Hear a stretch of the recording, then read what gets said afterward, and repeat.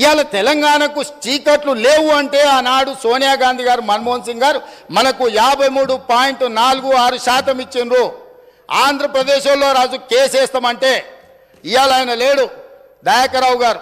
నేను దయాకర్రావు గారు వెళ్ళి ఆ రోజు చంద్రబాబు నాయుడు గారికి మీరు ఒకవేళ తెలంగాణకు అదనంగా ఇచ్చిన విద్యుత్తు మీద మీరు కోర్టులో కేసేసి తెలంగాణకి ఏదైనా నష్టం జరిగితే ఇది తీవ్రంగా పార్టీకి నష్టం జరుగుతుంది, మీ కేసు వేయడానికి వీల్లేదు అని చెప్పి ఆనాడు మేము అందరం కలిసిపోయి ఆంధ్రప్రదేశ్ ముఖ్యమంత్రిని మీరు కేసు వేయడానికే వీల్లేదని కొట్లాడి ఆపించింది మేము అధ్యక్ష. ఆయన ఏందో ఆయన గురువు ఈయన గురువు, ఆయన గురువులకు పంగనామాలు పెట్టే లక్షణం మీది.